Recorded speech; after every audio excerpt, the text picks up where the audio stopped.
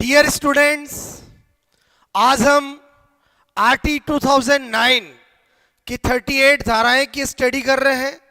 उनमें कौन कौन सी धाराएं बहुत ज़्यादा इंपॉर्टेंट है, जिससे अक्सर एग्जाम में क्वेश्चन आते हैं, उनको कैसे याद करेंगे, सारा मैं आपको ट्रिक से सिखा रहा हूं। ओके, तो स्टार्ट करते हैं। आरटी 2009 की धाराओं में पहले आपको तीन बातें पता होनी चाहिए कि 1 अप्रैल 2010 को ये लागू हुआ।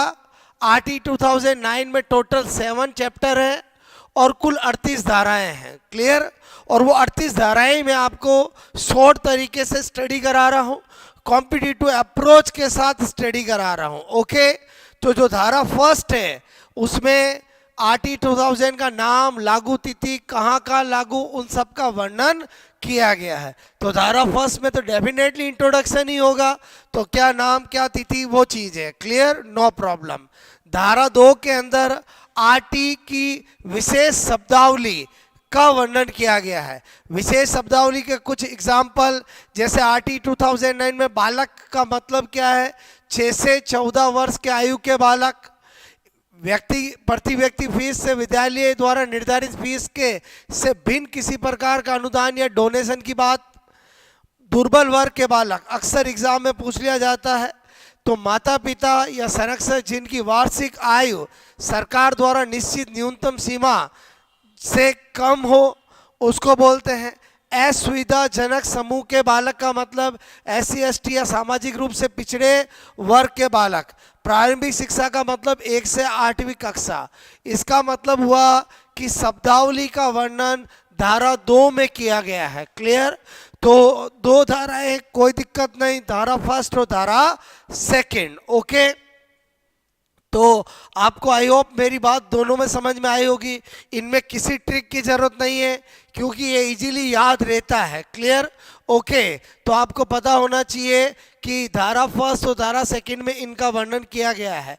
फिर धारा थर्ड के अंदर देखें तो धारा थर्ड के अंदर 6 से 14 बालकों आयु वर्ष, ठीक है, के बालकों के आसपास विद्यालय में निःशुल्क शिक्षा यानी फ्री शिक्षा की व्यवस्था। तो आपको पता होना चाहिए कि निःशुल्क को बोलते हैं फ्री, और जब भी कोई इंसान कुछ भी फ्री बांटने आता है गली मोहल्ले में तो वो 3 बार चिल्ला के बोलता है free free free. Clear? Okay, तो इसका मतलब आपको जब भी बात आए कि आसपास फ्री 6 से 14 वर्ष के बालकों के लिए बोलो व्यवस्था करना, तो फ्री वाली बात 3 यानी बोलो धारा 3 में होगी। धारा 4, 5, 6, 7 इनको याद करना है तो आपको चतुर सिंह की कहानी ध्यान रखनी है। क्लियर? क्या धारा 4 स्कूल छोड़े वंचित बालकों को पुणे विद्यालय से जोड़े और आयु के अनुसार कक्षा में प्रवेश की बात कही गई है। क्लियर? और टीसी न होने पर बोलो विद्यालय में प्रवेश दिया जाएगा, धारा में 5 की गई है। विद्यालय की दूरी का वर्णन धारा 6 में किया गया है। और आरटी में केंद्र और राज्य सरकार का अंशदान वित्तीय अनुपात का कहा गया है। तो एक्चुअली क्या होता है कि चतुर सिंह की कहानी का मतलब है एक चतुर सिंह नाम का बालक होता है जो विद्यालय छोड़ चुका होता है। क्लियर? लेकिन उसकी वापस इच्छा होती है कि मुझे विद्यालय में पढ़ना है। तो आपसे मैं कह रहा हूं कि चतुर सिंह जैसे बालकों के लिए धारा 4 बनी है कि स्कूल छोड़ चुके वंचित बालकों को पुणे विद्यालय से जोड़ना, ये धारा 4 में कहा गया है। अब चतुर सिंह जाता है स्कूल में धारा 4 के तहत कि मेरा एडमिशन दिया जाए। क्लियर? लेकिन उसके पास क्या नहीं होती है, उसके हाथों में टीसी नहीं होती है, फिर भी प्रवेश दिया जाएगा। तो इसका मतलब धारा 5 के अंदर क्या वर्णन किया गया है? टीसी न होने पर भी विद्यालय में प्रवेश। और टीसी कहाँ पर बोलो? 5 अंगुलियों, ठीक है, वाले, ठीक है, वाले हाथ में, ठीक है, नहीं होने पर भी प्रवेश। क्लियर? तो धारा 5 बोलो में किसका वर्णन किया गया है? टीसी ने होने पर भी। तो चतुर सिंह के पास टीसी नहीं थी, फिर भी उसको प्रवेश दिया गया। क्लियर? अब चतुर सिंह क्या सोच रहा है कि भाई मेरे घर से, मेरे खेत से स्कूल की दूरी कितनी है। क्लियर। तो धारा 6 के अंदर विद्यालय की दूरी का वर्णन किया गया है। क्लियर। तो चतुर सिंह का एक ही क्वेश्चन है स्कूल से कि काय दूरी 6, मेरे स्कूल से दूरी कितनी है। तो 6 का मतलब हुआ दूरी का वर्णन। ठीक है, ध्यान रखना। उसके बाद धारा 7 के अंदर वित्तीय अनुपात चतुर सिंह कहता है कि भाई अब मैं पढ़ूंगा तो मेरा कितना खर्चा गवर्नमेंट उठाएगी, कितनी सेंट्रल गवर्नमेंट, कितनी स्टेटमेंट, ऐसी बात कर रहा है धारा 7 में। क्लियर। तो धारा 4, 5, 6, 7 इनको आप चतुर सिंह की कहानी से याद रख सकते हो कि चतुर सिंह की कहानी यानी चतुर्थ में तो वो पहले स्कूल छोड़ चुका है तो उसके प्रवेश की बात आ रही है। धारा 5 के अंदर उसके पास हाथों में टीसी नहीं है फिर भी एडमिशन देने की बात आ रही है। धारा 6 के अंदर वो दूरी पूछ रहा है उसके बारे में आ रहा है। और धारा 7 के अंदर वित्तीय अनुपात की बात आ रही है। क्लियर। उसके बाद आ जाते धारा 8, 9, 10, 11 इनको याद करने का कैसे रखेंगे। तो मैंने कहा धारा 8 में समुचित सरकार, बोलो धारा 9 में स्थानीय पदाधिकारी, धारा 10 में माता पिता के कार्य और कर्तव्यों का वर्णन किया गया है। और धारा 11 में 3 से 6 वर्ष के बालकों के बोलो 3 से 6 यानी बोलो आंगनवाड़ी की व्यवस्था का वर्णन किया गया है। तो इसका मतलब हुआ 8, 9, 10, 11 का कैसे याद रखेंगे। तो अगेन चतुर सिंह कहता है मेरे सिर पर माता पिता का एक एक हाथ है इसलिए अब तो मैं पक्का पढ़ूंगा। क्लियर। तो इसका मतलब आगे की कहानी है सिर पर माता पिता का एक एक हाथ। तो दोस्तों आपको पता होना चाहिए 8, 9, 10, 11। तो 8 तो हो गया समुचित, सिर का मतलब समुचित सरकार के कार्य कर्तव्य, पर का मतलब प्राधिकारी, स्थानीय प्राधिकारी के कार्य कर्तव्य है। बोलो माता पिता 10 के अंदर माता पिता के कार्य कर्तव्य है। और एक एक हाथ यानी आपको पता होना चाहिए हाथ आया यानी आंगनवाड़ी। धारा 11 के अंदर पूर्व विद्यालय वाली जो व्यवस्था है आंगनवाड़ी वाली उसकी व्यवस्था बात की गई है। तो दोस्तों धारा 8, 9, 10, 11 को याद करने की ट्रिक क्या है। सिर पर माता पिता का एक एक हाथ आया तो आपको 8, 9, 10, 11 का याद हो जाएगा। सिर का मतलब समुचित सरकार के कार्य कर्तव्य है।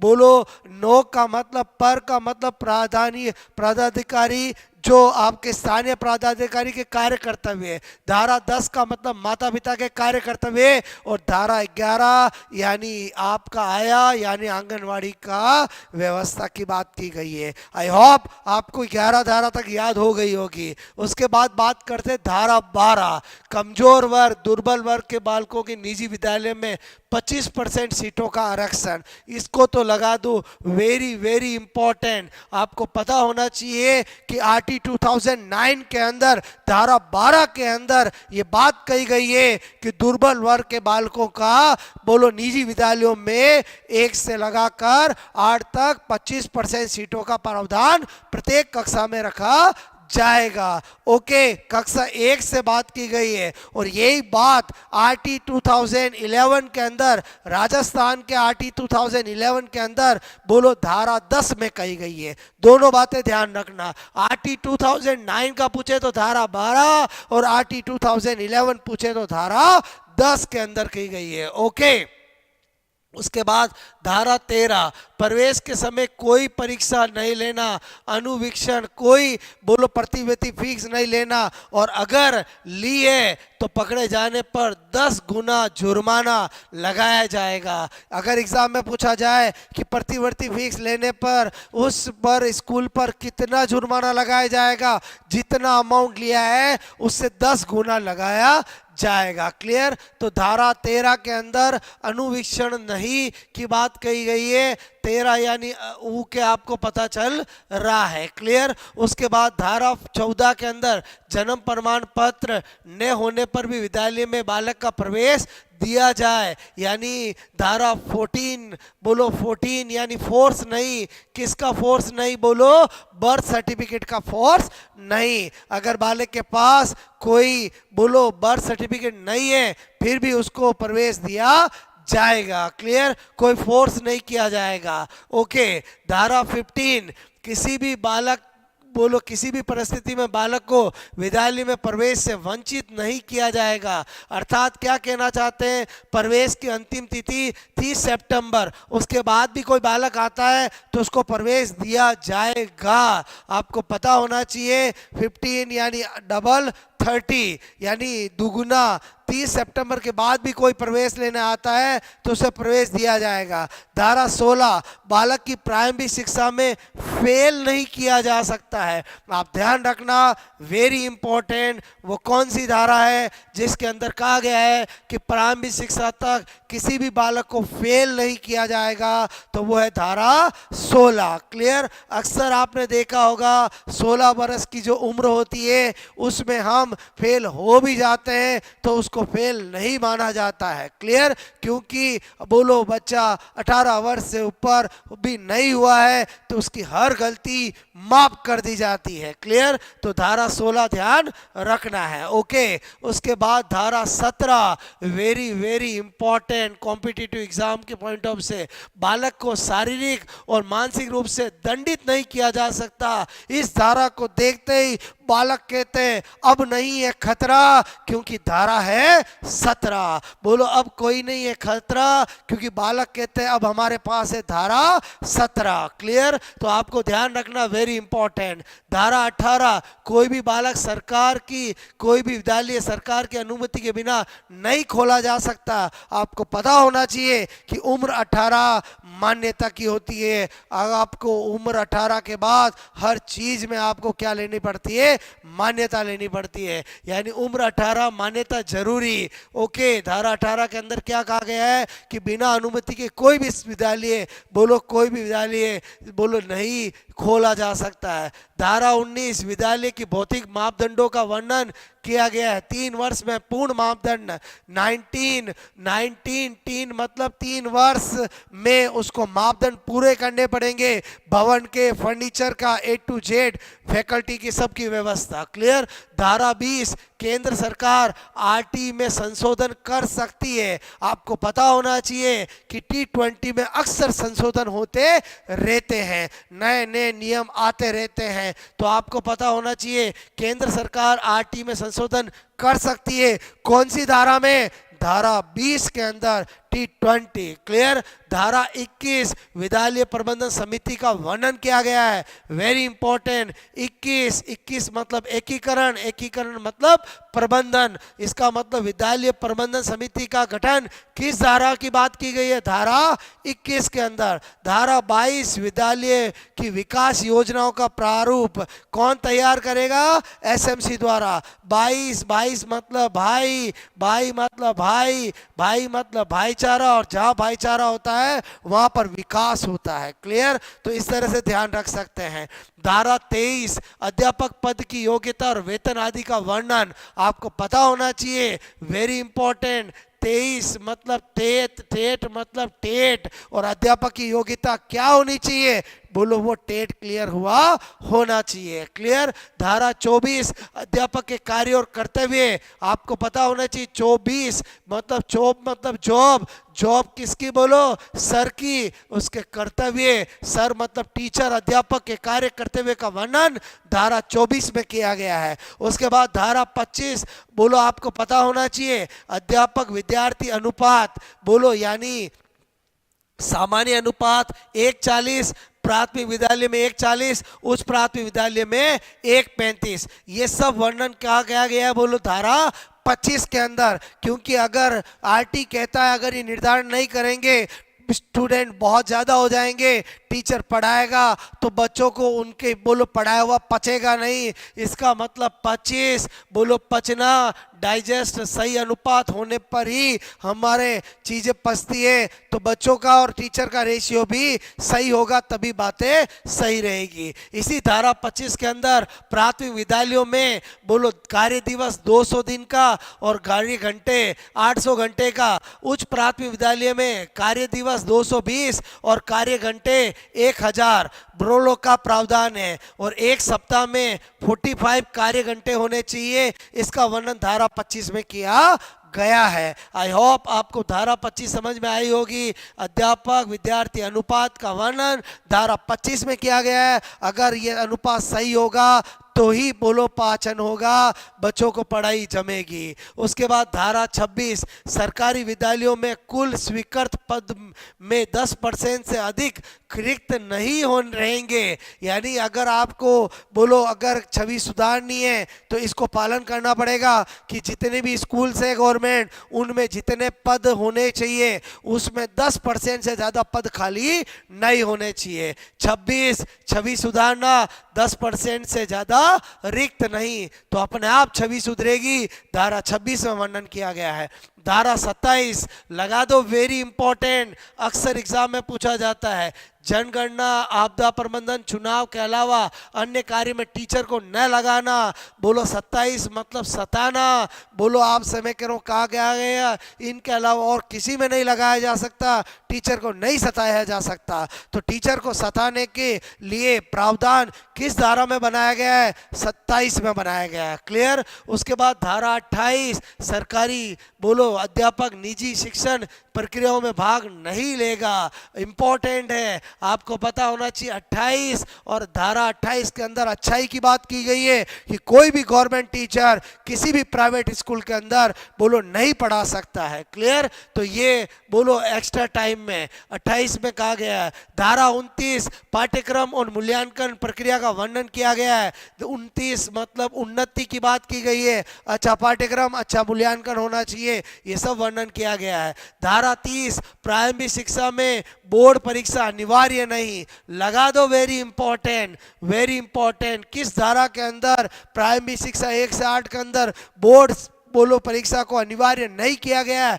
धारा 30 के अंदर अक्सर आपने देखा होगा कि कोई बच्चा है 7th क्लास में 6th क्लास में बड़ी बातें करते हैं, तो बोलो जो 10th क्लास में पढ़ने वाले बच्चे कहते हैं कि ज़्यादा 30 मार्क का मत बन, तेरे बोर्ड एग्जाम नहीं है। इसका मतलब हुआ धारा 30 मार्क का समझ रहा है, बोर्ड एग्जाम नहीं है। इसलिए तो आपको ध्यान रखना है, धारा 30 के अंदर बोलो क्या वर्णन किया गया है? प्रारंभिक शिक्षा में बोर्ड परीक्षा अनिवार्य नहीं। दोस्तों मैं ये इसलिए बता रहा हूँ क्योंकि आपको जब भी एग्जाम में आएगा 4 ऑप्शन होंगे, थोड़ा सा लॉजिक होगा तो आपका आंसर क्लिक हो जाएगा। अगर आपने 2-4 बार मुझे सुन लिया इन धाराओं को और दिमाग में बिठा लिया या अपनी धाराएं जहाँ नोट्स में वहाँ पर ट्रिक लिख ली तो आपका काम हो जाएगा कि किस धारा के अंदर ये वर्णन किया गया है कि प्रारंभिक शिक्षा के अंदर बोर्ड परीक्षाएं अनिवार्य नहीं होगी। तो आपको पता है धारा 30 मतलब 30 मार्क का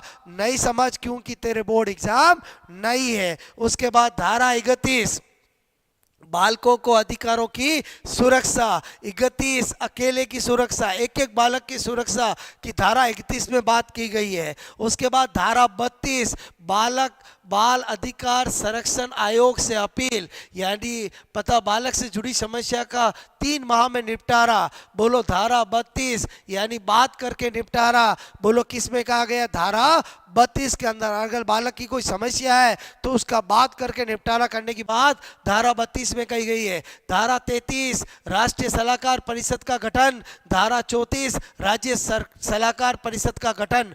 आपको पता होना चाहिए कि ये गठन किस लिए किए जाते हैं? सलाह लेने के लिए। तो मैंने कहा 33 मतलब तोता सलाह देता है। क्लियर कि ये करना चाहिए, ये नहीं करना चाहिए, पहले केंद्र सरकार फिर राज्य सरकार। तो धारा 33 और धारा 34 को ऐसे ध्यान रख सकते हो। ओके, राष्ट्रीय सलाहकार परिषद का गठन और राज्य राज्य सलाहकार परिषद का गठन। धारा 35 आरटी अधिनियम के संबंध में केंद्र सरकार दिशा निर्देश बोलो मार्गदर्शन प्रदान करेगी। आपको पता होना चाहिए 35 मतलब पंत लोग की सलाह, आपको पता होना चाहिए आरटी 2009 बोलो के धारा 35 में बोलो अधिनियम के संबंध में केंद्र सरकार बोलो दिशा निर्देश प्रदान करेगी। क्लियर? उसके बाद क्योंकि जो केंद्र सरकार होती है वो पंत लोग ही होते हैं, वो मार्गदर्शन कर सकते हैं। धारा 36 राज्य कर्मचारी के गलत व्यवहार की शिकायत की जा सकती है। आपको पता होना चाहिए 36 मतलब क्षति, यानी कोई भी जुर्माना हुआ है, वो कोई भी क्षति पहुंची है उसकी शिकायत की जा सकती है। धारा 37 केंद्र सरकार, राज्य सरकार, स्थानीय अधिकारी आरटी के तहत कोई भी बोलो कार्य करेगी तो उसे खिलाफ न्यायालय में शरण नहीं लिया जा सकता है, क्योंकि 37 का मतलब सेठ लोग पर जुर्माना नहीं। क्लियर? तो आपको पता होना चाहिए आरटी के तहत अगर राज्य सरकार, केंद्र सरकार, स्थानीय सरकार कोई भी कार्रवाई करती है तो कोई भी पर्सन उसकी न्यायालय में शरण नहीं ले सकता है। ओके, तो इसी तरह से धारा 38 लगा दो, वेरी वेरी इंपॉर्टेंट। राज्य सरकारें आरटी में संशोधन कर सकती है, यह अधिकार धारा 38 देती है। 38 का मतलब अड़चन कर सकती है। कौन? बोलो राज्य सरकार है, तो ऐसी अधिकार धारा 38 में देता है। इसी धारा 38 के अंदर के तहत राजस्थान सरकार ने आरटी 2009 में संशोधन करके अपने राजस्थान में 1 अप्रैल बोलो 2011 को बोलो आरटी 2011 के नाम से इसे लागू किया गया, जिसके अंदर कुल 10 अध्याय और 29 नियम या धाराएं हैं। क्लियर? तो आई होप आपको पूरी धाराएं रैपिड फास्ट तरीके से समझ में आई होगी। अगर आपको ये लेक्चर अच्छा लगा हो तो जरूर कमेंट्स करके बताएं। मेरा उद्देश्य एक ही है कि आप जो मेंस एग्जाम देने जा रहे हैं उसमें कभी भी आपको टेंशन हो कि मुझे धाराएं याद नहीं हो, तो ये 15 मिनट का लेक्चर आपके लिए बहुत हेल्पफुल हो सकता है, क्योंकि आप इसको रिवाइज करके आप धाराओं को याद कर सकते हो। ओके, बेस्ट ऑफ लक, पढ़ते रहें, मस्त रहें।